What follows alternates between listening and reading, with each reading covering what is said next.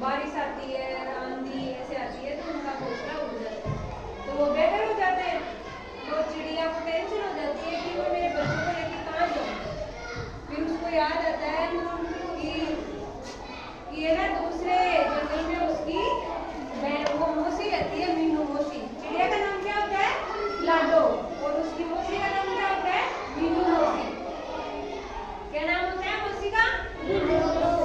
तो वो अपने बच्चों को लेके दूसरे जंगल की तरफ चल देती है कि मैं मीनू मौसी के घर पे मेरे बच्चों को छोड़ के और मैं नया घर बना दूंगी।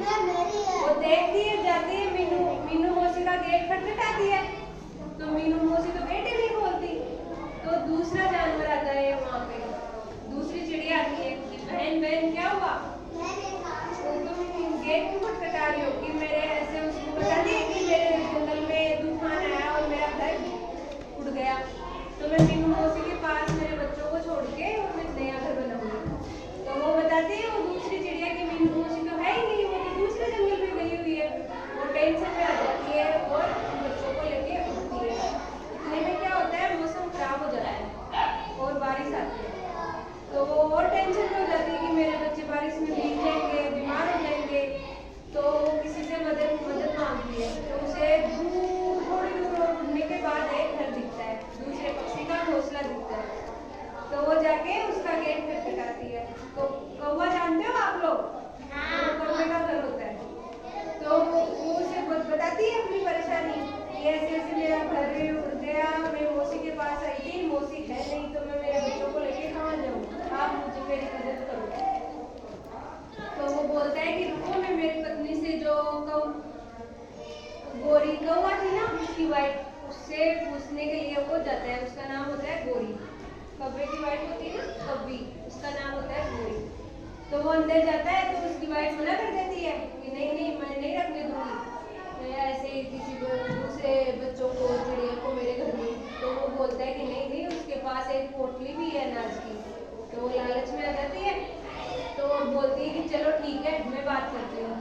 वो जाती है गेट पे, चिड़िया थी ना लाडो, क्या नाम था चिड़िया का? लाडो। उसके पास जाती है और बोलती है कि हाँ बोलो क्या बात है। तो लाडो बोलती है ऐसे ऐसे मेरी परेशानी में हूँ, मुझे मौसम खराब हो गया है, तो मुझे थोड़े एक रात को रुकने के लिए रुकने दो आपके घर में। तो वो बोलती है कि मैं ऐसे नहीं रुकने दूँ, तुम्हारे अनाज में से मुझे आधा अनाज देना पड़ेगा।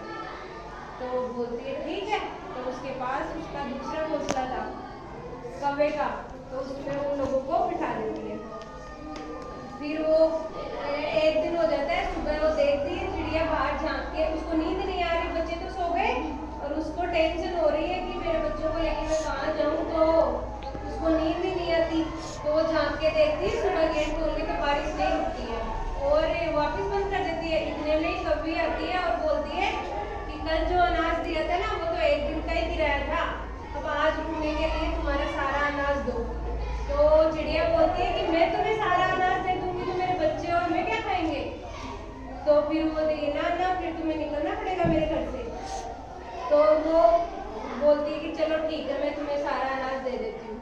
अगले दिन वो वापस से चिड़िया गेट खोल के देखती है और बारिश नहीं रुकती है।